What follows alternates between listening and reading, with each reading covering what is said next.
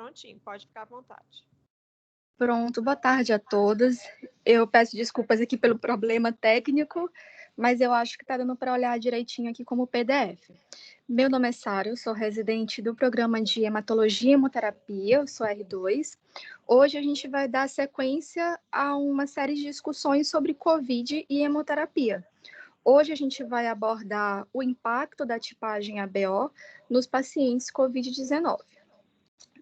Essa aqui é a referência do estudo. De um modo geral, a gente tem já quase 2 anos de pandemia, mas o Covid continua sendo uma doença... Está ocupado aí. Eu não dá para ouvir, que eu não estou ouvindo. Não estou ouvindo, Eu já não. tenho o áudio ligado. Pronto. Só repetindo, de um modo geral, a gente tem praticamente 2 anos de pandemia, mas o Covid continua sendo uma doença ainda mal compreendida, principalmente alguns fatores que poderiam levar a uma susceptibilidade maior à doença e também impactar na gravidade dos pacientes. Algumas associações a gente já tem bem estabelecidas, como, por exemplo, idade mais avançada, sexo masculino, histórico prévio de doenças pulmonares, cardiovasculares, diabetes, obesidade, mas ainda assim, os mecanismos fisiopatológicos que estão associados a essas comorbidades, o impacto na COVID, ainda estão sendo muito debatidos.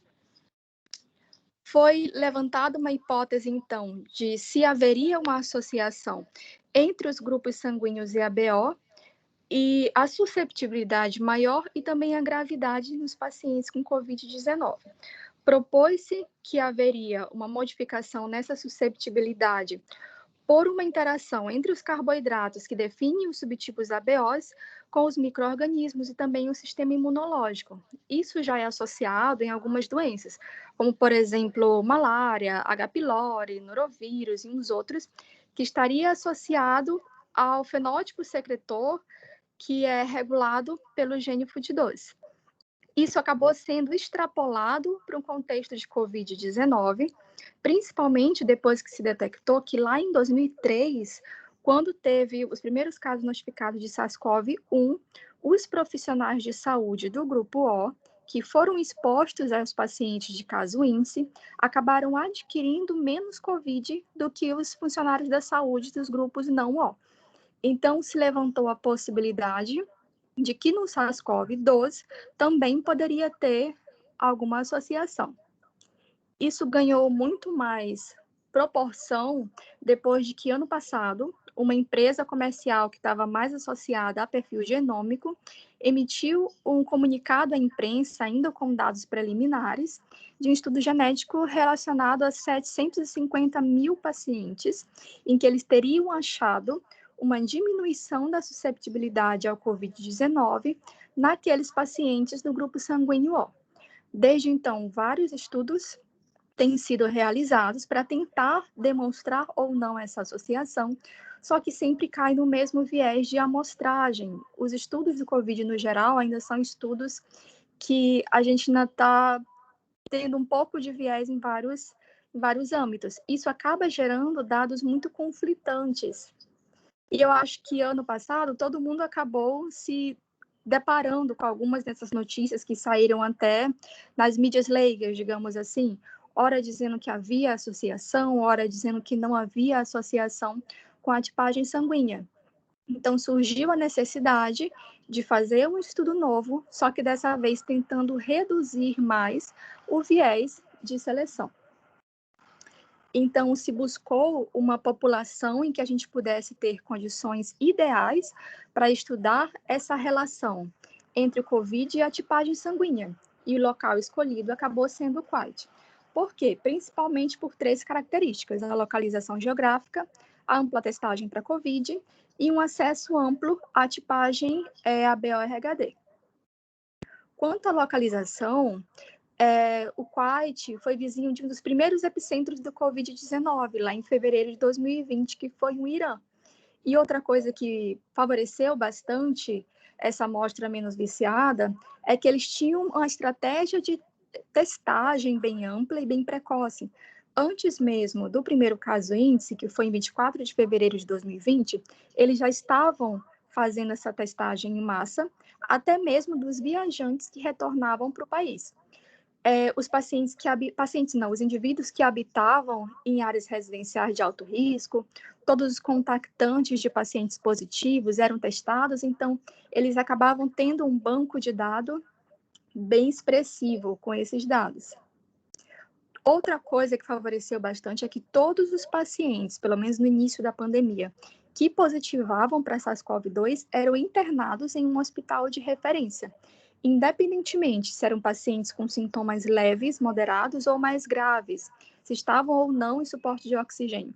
Isso era uma medida que eles utilizavam como quarentena, de tentar restringir todo mundo ao mesmo espaço. Então, a gente acabou tendo uma corte com menos viés de seleção, em que a gente tinha vários indivíduos infectados das mais diversas apresentações da doença em uma única instalação. E isso gerava um registro nacional bem rico dos casos de Covid-19. E, por fim, um outro fator que facilitou bastante essa amostra é que lá no Quite eles têm um documento de identificação nacional em que consta a tipagem ABO-RHD, que são feitas em centros de referência do equivalente ao Ministério da Saúde de lá. Então, a gente tinha uma proporção bem maior de pacientes com tipagem sanguínea bem definida já no documento de identificação. Fora isso, a gente conseguiria fazer um grupo para comparar com a população não Covid, já que eu tinha dados de grupo sanguíneo de 3,7 milhões de pessoas no país. Então, os 3 pilares do objetivo desse estudo foram, primeiro, tentar avaliar essa distribuição de grupo sanguíneo nessa coorte de Covid-19 e depois comparar se haveria essa mesma distribuição com a população em geral, ou se algum tipo sanguíneo seria mais ou menos incidente no Covid do que na população geral.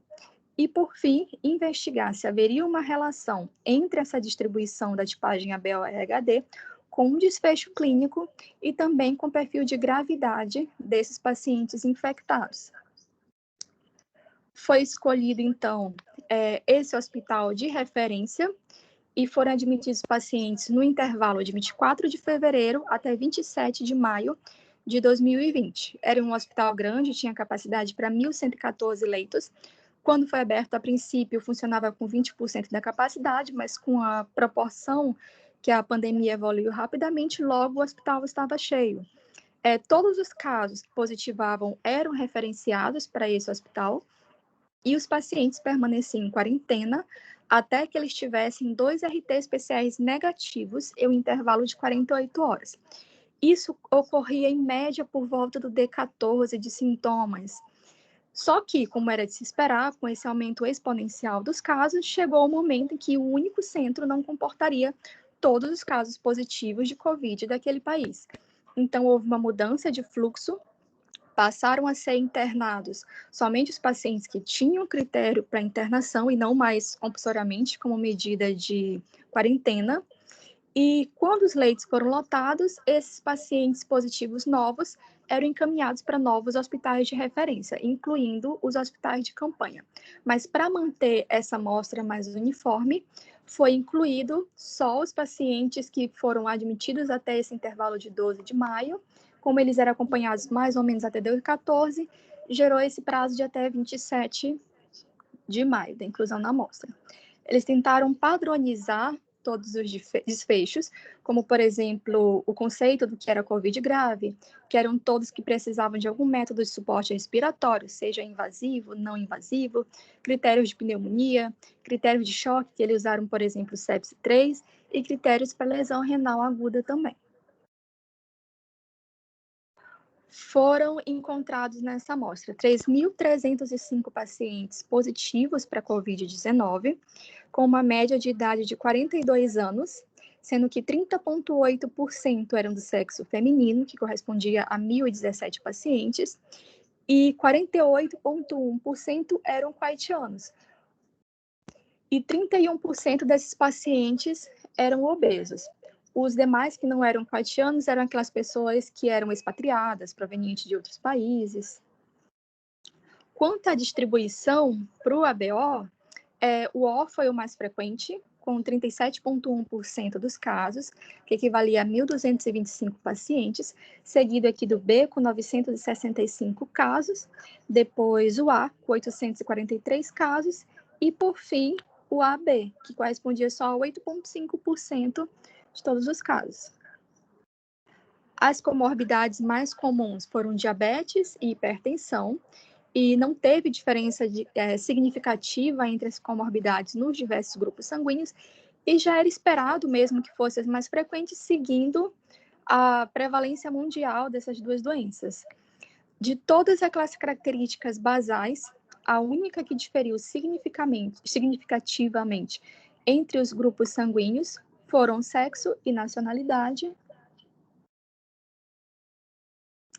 E dentre os pacientes positivos, 1.130, que correspondia a 34,2%, eram pacientes que eram assintomáticos desde o momento da admissão até 24 horas de permanência hospitalar.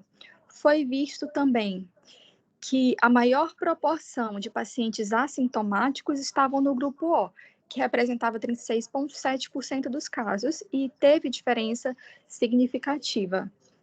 A produção de escarro, que foi o único dos sintomas que eles conseguiram ter uma diferença significativa melhor, era maior no grupo A, proporcionalmente, mas com uma porcentagem de 3,4%. Os demais achados, como sinais vitais, anormalidades radiológicas, não tinham diferença significativa entre os diversos grupos. Quando a gente vai avaliar a incidência de eventos adversos, a gente tem, de um modo geral, uma frequência maior no grupo A. Mas quando a gente vai especificando quais os tipos de evento adverso, o único que mostrou a diferença significativa maior foi a pneumonia, que foi maior no grupo A. Isso justificaria aquele achado do slide anterior de que o grupo A tinha mais secreção, já que eles tinham também mais pneumonia. Quanto a todos os outros desfechos, entre os diversos tipos sanguíneos, não havia associação significativa com a gravidade do COVID, também não teve diferença significativa entre a necessidade de oxigênio suplementar. 261 pacientes evoluíram com necessidade de unidade de terapia intensiva e 151 pacientes evoluíram para óbito, mas também não houve diferença significativa entre esses dois desfechos de TI e óbito quando comparado entre os diversos grupos sanguíneos. Aqui a gente tem aquela tabela, então a gente vê lá na segunda linha que quando a gente compara de um modo geral a incidência de qualquer evento adverso, realmente teve um valor significativo e foi maior aqui na A.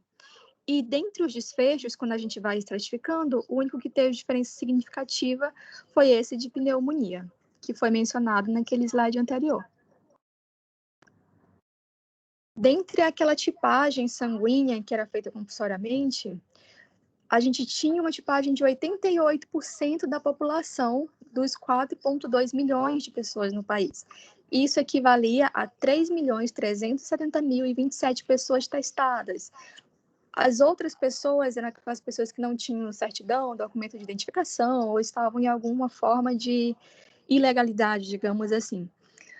A gente já comparou os grupos ABO, mas quando vai comparar isoladamente o grupo RHD positivo ou negativo, a gente vê que os valores são bem similares, tanto entre a população hospitalar quanto entre a população geral. Então, a gente não teve diferença significativa nessas duas populações quanto ao status do grupo RHD. Já quando a gente vai comparar os grupos ABO, a gente vê aqui na última coluna que o grupo A não teve diferença significativa, enquanto o grupo O foi menos prevalente na população hospitalar, com 37,1% versus 40,8%, enquanto o grupo B e o grupo AB foi o inverso. Eles estavam mais prevalentes na coorte hospitalar do que na população em geral, com respectivamente 28,9 versus 26,6 e no grupo AB 8,5 versus 6,5. Esses com diferença significativa. Aqui a gente tem isso em gráfico, o primeiro gráfico mostrando essa diferença nas duas coortes com os grupos ABO. Então, a gente vê que o grupo A realmente não teve muita diferença entre as duas. No grupo O, a gente tinha menos Covid do que na população geral, enquanto no grupo B e AB foi o contrário. A gente tinha esses grupos mais frequentes na população Covid do que na população geral. E o status RHD também não tinha diferença significativa entre os dois grupos, Covid e não Covid. Alguns estudos foram feitos antes para tentar demonstrar essas associações, mas como a gente viu, eram estudos muito heterogêneos e que ainda tinham alguns vieses de população. Um estudo conduzido nos Estados Unidos mostrou que não tinha associação entre o grupo sanguíneo, risco de intubação, risco de morte em pacientes COVID-19, que foi compatível com esse estudo que a gente está vendo agora. Já 3 hospitais chineses mostraram risco maior de mortalidade em pacientes do grupo A, algo que não foi visto nesse nosso estudo. Um outro estudo mostrou que haveria um aumento na proporção de pacientes mais graves no grupo A, mas isso só nos caucasianos, nas outras etnias não. Só que foi aventada a possibilidade de que isso podia ser pela maior proporção de pacientes graves nesse outro estudo. Nesse estudo atual que estamos estudando, só 11,4% dos pacientes preenchiam o critério de gravidade. Talvez em uma população menos diversificada, voltada mais para pacientes críticos, pudesse ser confirmada essa associação. Aqui um comparativo mostrando vantagens e limitações desse estudo.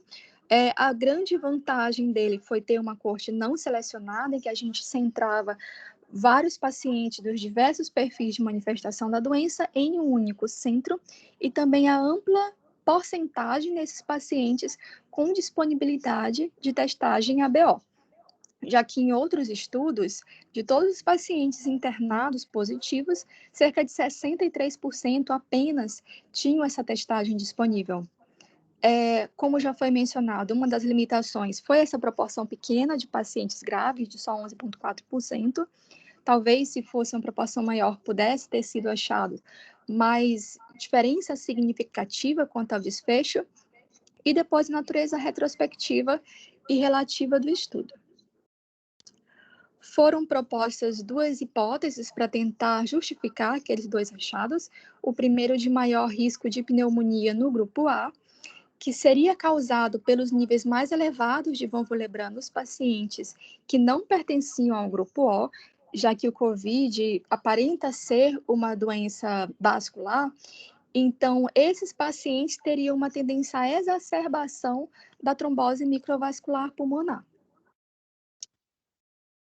E a segunda hipótese seria para justificar por que nos pacientes do grupo O eu tive menos incidência de infecção por SARS-CoV-2, que seria que a capacidade dessas isoamaglutininas de bloquear essa interação entre a proteína spike do coronavírus e o receptor da enzima de conversão da angiotensina 2. Isso promoveria uma adesão menor e penetração menor do vírus. Isso foi demonstrado in vitro. Então, como conclusão, o estudo mostrou que em indivíduos COVID positivo, o grupo ABO não foi associado a desfechos clínicos mais graves, só teve aquela associação com pneumonia, que estava mais frequente no grupo A. A gente tinha uma incidência menor de grupo O entre os pacientes COVID positivos, enquanto havia uma incidência maior de grupos B e AB. No grupo A, não pode ser demonstrada diferença estatística, e quanto ao status RHD, sozinho, não tinha nenhuma diferença estatística entre os diversos grupos de testagem, e comparando as duas populações, COVID e não COVID. E muito obrigada pela atenção de todos. Excelente, Sara. Adoro suas apresentações. Muito obrigada. Obrigada, doutora. Na verdade, a gente está agora, realmente, eu acho que a gente demorou um pouquinho para estar falando de Covid, né? Eu acho que pela dificuldade que a gente tem vivido na pandemia. mas é um tema que a gente abre qualquer revista, 90% do que a gente encontra refere-se ao Covid, né? E essa questão do ABO é uma questão que vem de bastante tempo em relação, como a Sara falou no comecinho da apresentação, vem de bastante tempo dessa associação, da percepção da associação do ABO com algumas doenças. A gente tem, talvez, a mais clássica seja o Plasmodium falciparum, né? A malária por Plasmodium falciparum, que o grupo O leva uma menor chance de provável rosetação das hemácias e casos menos graves dessa malária. Mas a gente também tem associação com cólera e outros patógenos, como a gente viu aqui na apresentação. E a gente tem encontrado, na verdade, uma tentativa de todo o mundo, de encontrar uma razão por que alguns pacientes têm casos leves e outros pacientes têm casos graves de COVID. E de vez em quando a gente se apega a algumas respostas que nunca vão ser perfeitas, né? Porque com certeza essa questão da gravidade é multifatorial, mas às vezes é uma coisa que a gente consegue realmente entender de forma mais simples, como é o ABO, a gente tende a se apegar, né? Mas realmente não tem estudos mostrando essa certeza de associação com o ABO. Tem alguns estudos prévios mostrando que talvez tenha, sim, uma relação com A, mas vocês viram também que esse estudo muito bem desenhado não mostrou essa relação, né? É difícil a gente estar falando sobre Covid, né? A gente conhece ainda muito pouco, apesar da gente estar vivendo somente nessa lógica louca de viver essa pandemia há mais de um ano. Mas tem muita coisa para a gente aprender ainda. De vez em quando alguém pergunta, como é que a gente não descobriu ainda por que Covid é mais grave? Aí minha resposta incrédula da humanidade é falar, a gente não descobriu de tanta coisa até hoje, né? Coisas que a gente conhece há décadas, que a gente não entende porque uma doença é mais grave em uma pessoa do que em outra. Mas existe realmente esse desejo de encontrar uma resposta mágica para aquilo que talvez não exista, né? Essa resposta. E esses artigos, eles buscam exatamente isso, tentar dar uma clareza maior para uma área muito sombria, né? E para uma vida muito sombria que a gente está vivendo atualmente. Eu estou meio sombria hoje também, né, gente? Alguém quer comentar alguma coisa sobre o artigo, sobre a ABO? Se vocês não sabem, eu vou contar para vocês. Eu sou fã do ABO. Eu acho que imunomatologia faz toda a diferença na nossa vida, né? Então, a vida do hemoterapeuta, a vida de quem vai ser transfundido.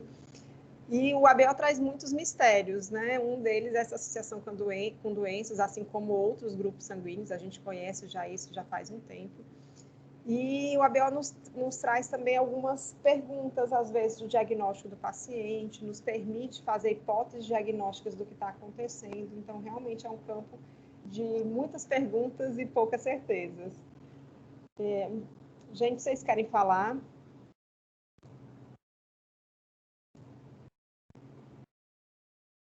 Não, ninguém. Luciana, Luani, Karen.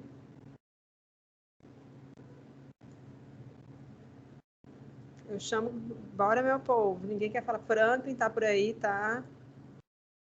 Eu tô, mas só parabenizar pela aula, né? E nada a comentar não, mas obrigado. Vou lembrar de mim. Tá escondidinho o Franklin ultimamente. Gente, mais alguma coisa? Alguém quer falar algo? Ou a gente pode interromper por aqui? Não, achei que ia dar ibope essa aula, vou nem mentir. Sara, muito obrigada de novo. Foi excelente. Eu que agradeço, doutora. Muito boa apresentação, muito detalhado de como foi discutido o artigo. Muito claro tudo que foi discutido. E semana que vem a gente volta, tá bom? Muito obrigada, bom fim de semana para todos. Tchau, tchau. Tchau, gente. tchau.